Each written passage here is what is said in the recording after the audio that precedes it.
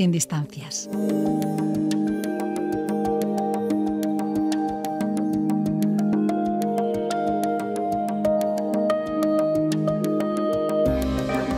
El pasado 19 de febrero iniciábamos una serie de programas dedicados a distintos aspectos de la energía solar.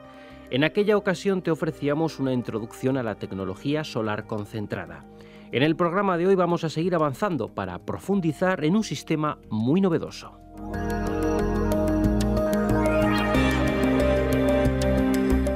Recordamos antes que dentro del ámbito de la energía solar, los colectores cilindro parabólicos son un tipo de panel solar térmico utilizado cuando se requieren altas temperaturas.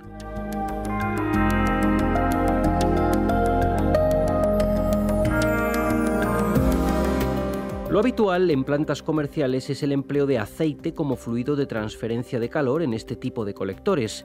Pero en este programa vamos a comprobar cómo la tecnología del gas surge como una muy buena alternativa.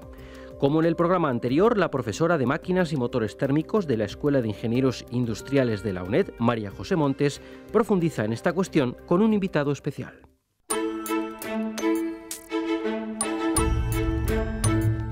Hoy vamos a continuar hablando de los sistemas solares de concentración y en concreto vamos a hablar de una tecnología bastante nueva que es el uso de gas como fluido refrigerante en los colectores cilindro parabólicos. Ya hemos visto en programas anteriores que el gas es un posible candidato a utilizar como fluido de transferencia de calor. Lo normal en plantas de colectores cilindro parabólicos, como también hemos visto, es utilizar aceite sintético. Sin embargo, este aceite tiene un problema importante que es, por un lado, la limitación de temperatura, ya que por encima de 400 grados centígrados el aceite se degrada. Ello hace que no podamos subir la temperatura en el campo solar por encima de 393 grados aproximadamente, con lo cual la temperatura de entrada en el ciclo de potencia es relativamente baja, del orden de 385 grados centígrados. Eso limita mucho el rendimiento de este tipo de plantas. Entonces, una posible solución sería emplear agua-vapor, es decir, precalentar, evaporar y sobrecalentar agua en el campo solar. Otra posible solución sería emplear sales fundidas, que también nos permitirían ir a mayores temperaturas. Y por último, también existe la alternativa de utilizar gas como fluido de transferencia de calor, un gas a alta presión. Ya hemos hablado un poquito de las ventajas e inconvenientes de utilizar agua como fluido de transferencia de calor. Quizás los inconvenientes más graves radican en el almacenamiento térmico, el vapor es muy difícil de almacenar, y en el difícil control del campo solar cuando el fluido de transferencia de calor es directamente agua-vapor. De las sales también estuvimos hablando y dijimos que su mayor inconveniente es que tienen un punto de congelación muy alto, es decir, la sal aproximadamente por debajo de 220 grados centígrados se encuentra ya en estado sólido. ¿Qué quiere decir? Que tenemos que subir mucho su temperatura por encima de ese valor para conseguir sal líquida y que fluya por el campo solar. A cambio, las sales sí que tienen un sistema de almacenamiento que es mucho más fácil y hoy por hoy es el sistema de almacenamiento que se está empleando en las plantas de colectores cilindro parabólicos que tienen almacenamiento. Por último, está la tecnología del gas, emplear gas a presión como fluido de transferencia de calor. Es una tecnología muy novedosa, no existen plantas de este tipo, solo existen proyectos piloto de investigación. Y para hablar precisamente de esta tecnología, ha venido a la radio hoy un especialista precisamente que estuvo trabajando durante bastante tiempo en el primer proyecto piloto en España de este tipo, un especialista en este campo, que es Javier Muñoz Antón, que es doctor ingeniero industrial y profesor del área de termotecnia de la Escuela Técnica Superior de Ingenieros Industriales de la Universidad Politécnica de Madrid. Javier pertenece al grupo de investigaciones termoenergéticas que ya hemos nombrado en otros programas. Es coautor de varias patentes en el área solar y autor de diversos artículos científicos internacionales. Muchas gracias, Javier, por venir hoy aquí porque sabemos que estás bastante ocupado. Ya os he dicho que participó en un proyecto estratégico durante varios años que se realizó en el CIEMAT y que se implementó en la plataforma solar de Almería, la PSEAC, que también es propiedad del CIEMAT y en la que se prueban diversos proyectos que se van realizando. Dicho proyecto, merece la pena decirlo, estuvo liderado por el Premio Nobel de Física Carlos Rubbia.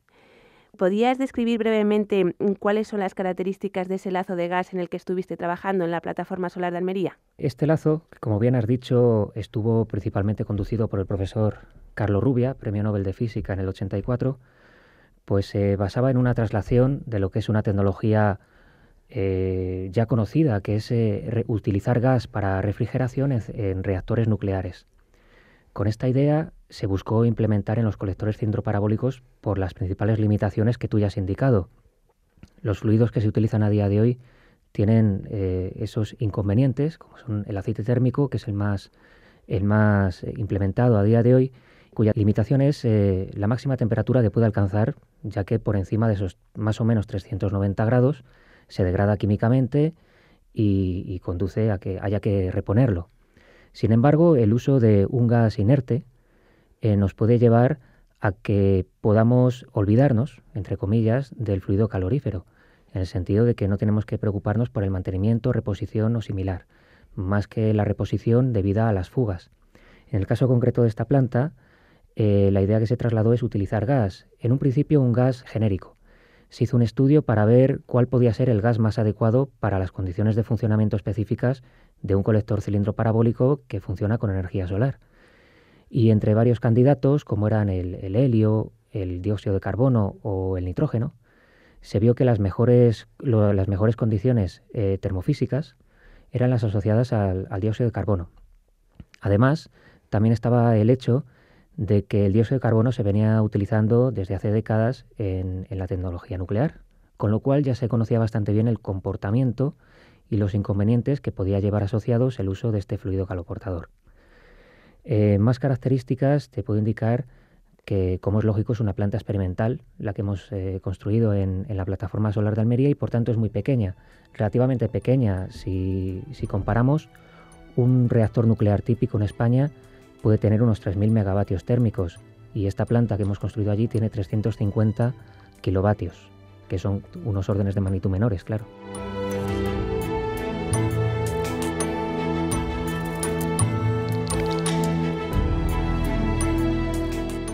Son dos lazos, ¿no? Según tengo entendido, sí, son dos. Lo que tenemos instalado, y se pensó con idea de poder experimentar mucho y jugar mucho con la planta para ver su comportamiento, son dos colectores cilindro parabólicos de 50 metros, en un principio de tecnología estándar, Eurodrag 2.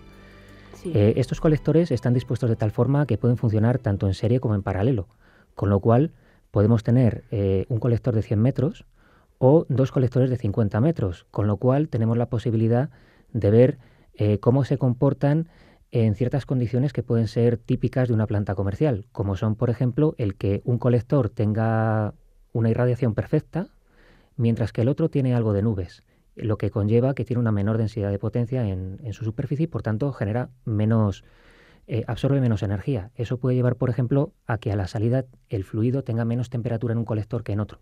Y eso hay que regularlo adecuadamente, con objeto de que la temperatura a la salida en ambos sea la misma, y así eso nos lleva a que el rendimiento es mejor. ¿Qué temperaturas alcanzasteis en dicha planta? ¿Habéis alcanzado? En un principio se probó la instalación con tecnología estándar, la que se usa a día de hoy en las plantas que podemos encontrar en Andalucía o en Extremadura, por ejemplo. Si bien con el paso del tiempo hablamos con unos proveedores y nos comentaron que habían desarrollado colectores que podían ir de los 400 grados, más o menos, que es la temperatura estándar, hasta unos 550. Una vez que entramos en contacto con ellos y nos comentaron esto, nos dijeron que si existía la posibilidad de que probáramos sus colectores que iban a más temperatura. Porque claro, ellos también quieren saber si funcionan bien, qué comportamiento tienen, cómo se degradan con el tiempo, etc. Así que En una segunda fase del proyecto instalamos esos colectores en uno de los lazos, en uno de los colectores de 50 metros, el que a partir de ese momento se llamaría de alta temperatura. Con esta sería, idea, digamos, el de salida cuando los colectores están en serie. Exacto. Sí. La idea una vez que se pusieron esos colectores es que ya el circuito iba a funcionar solo en serie para comprobar cómo se comportaba a alta temperatura. Y lo que se hizo fue dejar 50 metros de colector con la tecnología típica, la que alcanza hasta 400 grados, y el otro colector sería el de alta temperatura, que iría hasta los 500 y lo que llegáramos. Esa fue digamos, el cambio que se hizo en la instalación para poder alcanzar las temperaturas que llegamos a conseguir, que superaban los 500 grados centígrados. Voy a recordar a los oyentes, porque quizá esto pues les pille un poco más de sorpresa, que los colectores también, lo que es el receptor, tiene un recubrimiento selectivo. Este recubrimiento selectivo, en principio, en colectores estándar, no aguanta más de 400 grados centígrados. Esto nos supone una limitación cuando estamos empleando aceite como fluido de transferencia de calor. Sin embargo, porque, bueno, como ya hemos dicho, el aceite no puede ir a más temperatura. Sin embargo, en el caso del gas, pues os encontrabais con este problema, ¿no? Que aunque el gas puede ir a más temperatura, el recubrimiento selectivo pues no podía ir más allá. Entonces, por eso lo que ha nombrado Javier, de que hubo un proveedor que quería probar unos recubrimientos selectivos nuevos, ¿no? Entiendo que es Exacto. Y por eso fue el tema de que se instalaron, digamos, nuevos receptores dentro del colector Eurotraf, supongo. O sea, el colector se mantuvo y lo que se cambió fue... Exacto, el colector se mantuvo en su totalidad y lo único que se cambió espejos, fue el tubo absorbedor con todo lo que lleva asociado, claro, que es la cubierta de vidrio y al comienzo y al final del tubo, esa pequeña zona donde radica precisamente la tecnología de cada constructor, que es el sellado para que se mantenga el vacío entre el vidrio y la tubería de acero. Ya. Y una pregunta, porque el gas tiene muy baja densidad. ¿Existen problemas de que pueda dar lugar a muchas pérdidas de carga? Las plantas comerciales normalmente son de 600 metros. ¿Se podría pensar en plantas de gas de 600 metros o tenemos que ir como estos lazos que habéis diseñado de 100 metros? ¿Nos podrías contar un poquito también ventajas e inconvenientes asociado un poco a esta pregunta del gas respecto de otros...? Sí, es una pregunta lógica porque lo que uno piensa es que si quiero enfriar algo, mejor utilizo agua que utilizo un gas. Porque el gas, al tener menos densidad, lo que intuitivamente pensamos es que va a poder enfriar menos. Eso es lo que se suele pensar. Pero claro, si empezamos a aumentar la presión, nos encontramos con que la densidad del gas aumenta. Entonces enfría mejor, por decirlo así, o refrigera mejor, o es mejor fluido caloportador. Pero es que además, si aumentamos la presión, haciendo una cuenta rápida con ciertas leyes básicas de los gases ideales y de la potencia de bombeo, podemos encontrarnos con una consecuencia muy interesante. Y es que aumentar la presión de funcionamiento 10 veces nos supone disminuir la potencia requerida de bombeo 100 veces, aproximadamente. Por lo tanto, a lo que llama esta ley es, por un lado, a que si funcionamos a una presión muy baja, nos vamos a encontrar con altas potencias de bombeo. Vamos a gastarnos mucho en mover el fluido. Pero por otro lado, si aumentamos considerablemente la presión, nos podemos encontrar con que el fluido lo podemos bombear con un coste que puede ser el normal para una instalación de este tipo.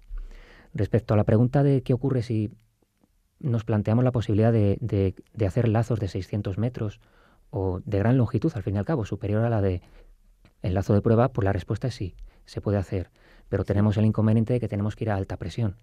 El lazo de Almería inicialmente quería comprobar esto también, y lo que se hizo fue preparar todo el sistema mecánico, todo el piping, para que pudiéramos alcanzar 100 bares.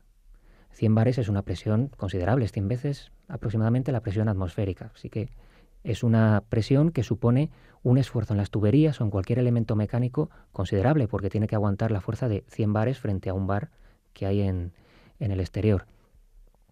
Así que se realizó la instalación pensando en eso, en subir la presión pues considerablemente, tanto como permitieran los equipos actuales, y ese era el límite, 100 bares.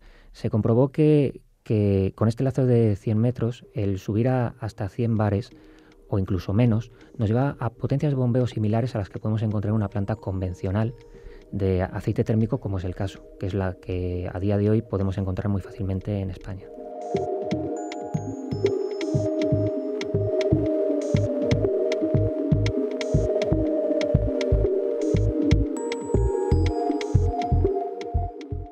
posible inconveniente de la potencia de bombeo se ve, aumentando la presión se vería atenuado, sí. exacto.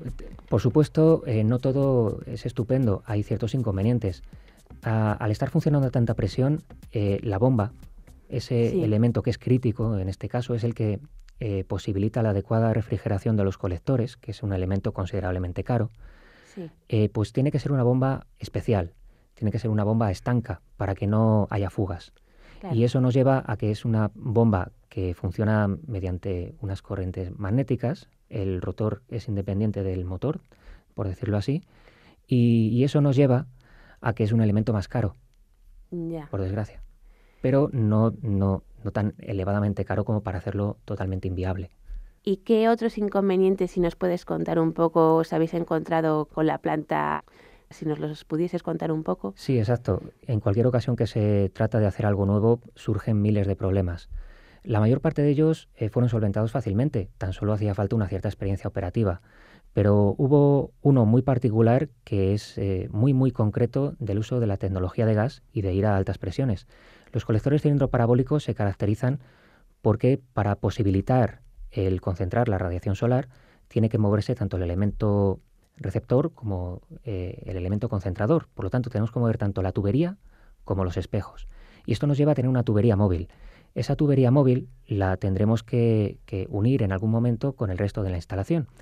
Y para posibilitar esa unión, lo que se hace actualmente es el uso de mangueras flexibles o juntas rotativas, dependiendo de las condiciones de temperatura.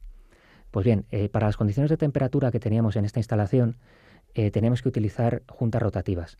Y estas juntas rotativas, desgraciadamente, experimentan fugas.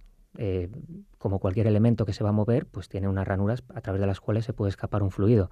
Si ese fluido está a 100 bares, pues claro, se tratará de escapar con mayor facilidad.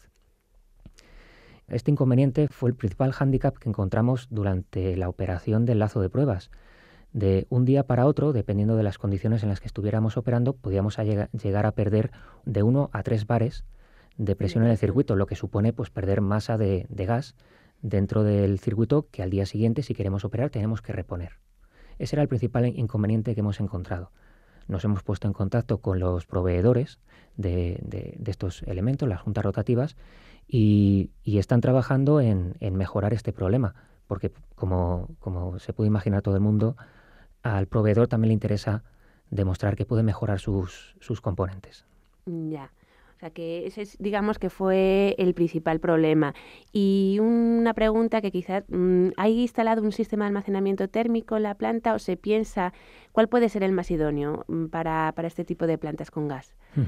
Bien, pues en un principio lo que se pensó para este lazo fue acoplar un sistema de almacenamiento, porque claro, en cualquier lazo que se construye en la plataforma solar de Almería se intenta dar el mayor número de aplicaciones que se pueda. Para esta planta en concreto, lo que se quería era, como con el gas podemos ir a más temperaturas, se intentará probar un sistema de almacenamiento para mayor temperatura de lo que es lo normal en las plantas de aceite que son las típicas. Y bueno, en las últimas fases del proyecto se instaló un sistema de almacenamiento térmico, sales fundidas, 60-40, la típica, con una capacidad de almacenamiento de unas 6 horas, 6 horas con 350 kilovatios térmicos. Digamos que un almacenamiento pequeño, no es el sí, Aldandasol porque la planta produce muy poquito. Exacto. Pero vamos, sí que nos hacemos 6 horas. Exacto, y el sistema de almacenamiento pues funcionaba bien porque es algo conocido, es una tecnología que a día de hoy no es nueva, así que la mayor parte de los problemas que tiene asociados pues están resueltos. El problema que se ha encontrado en ese sentido viene del intercambio de calor que se debe producir entre el gas y la sal fundida. Encontramos que el diseño que se hizo inicialmente, que era un intercambiador típico, que se llama de carcasa y tubos, un paso por carcasa y 2 por los tubos, se encontró que presentaba muchísima inercia térmica. Y eso nos llevó a estudiar posibles soluciones, como no hay otra. Y encontramos varias posibilidades. Una era intercambiadores helicoidales, que aumenta mucho el área de intercambio. El intercambio de calor, sí.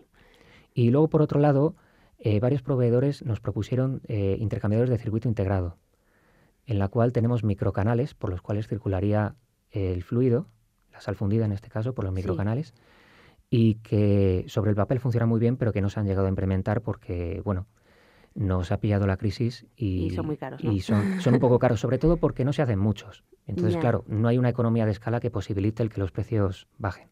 Ya, porque flujos cruzados, al ser un gas, no, claro, imposible, no, claro, no. No se plantea. Sobre todo cuando estuvimos mirando o investigando sobre cuál podría ser el mejor intercambiador, intentamos mirar hacia la tecnología que existe hoy en día, como no hay otro, y nos Sí. encontramos con la tecnología del gas natural, donde están esos intercambiadores helicoidales. Ah, vale. Y esos intercambiadores pues llevan funcionando muchos años, funcionan bien, no tienen grandes problemas ni por tener diferencia de presiones a un lado y a otro, ni por grandes pérdidas de carga, ni estrés mecánico, por lo cual se consideran una buena opción. Pero como digo, el proyecto se quedó en stand-by y claro, el seguir dando esos pequeños pasos para hacerlo más viable, pues se ha quedado un poco parado. Pero ahí están las alternativas y apuntan bien.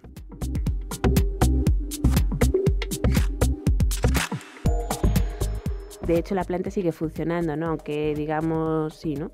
Sí. A día de hoy se hace estudios de sistemas de almacenamiento a alta temperatura, como decía, y parece que se va a utilizar también solo el almacenamiento para otro proyecto que promueve el DLR alemán. Es un análogo al CIEMAT, pero en Alemania. Y lo que van a hacer ellos, en cambio, es acoplar el sistema de almacenamiento a un lazo de producción de vapor mediante energía solar, el lazo DISC del cual imagino que ya habéis hablado. Un poquito, sí. Un poquito. Y entonces lo que es el lazo de CO2, en principio va a seguir funcionando, pero habrá que reorientarlo. ¿Cuál fue tu experiencia un poco en el proyecto? Porque ahora estáis más, o no sé si acabó ya vuestra participación, pero estáis más focalizados en otras cosas. ¿Cuál fue la experiencia? ¿Hubo mucho trabajo? ¿Cuánto tiempo estuviste? ¿Nos puedes contar un poquito? El proyecto comenzó aproximadamente hacia comienzo del 2006 y terminamos con él, lo que es la relación contractual de la Escuela de Ingenieros Industriales o el grupo de investigaciones termoenergéticas, digamos que terminó hacia el 2010. No obstante, nosotros seguimos en contacto con la Plataforma Solar de Almería porque, claro, esto es algo que puede tener mucho recorrido a futuro. El utilizar un gas en lugar de utilizar un aceite térmico, por ejemplo, que es un contaminante, o agua, que el agua normalmente pues mejor si es para beber.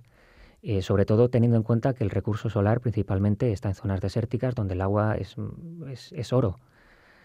Por ello, la posibilidad de utilizar un fluido que está en todas partes y que puede ser barato de conseguir, como es un gas, pues es algo que nos sigue llamando la atención y que buscamos el perseguir esa idea.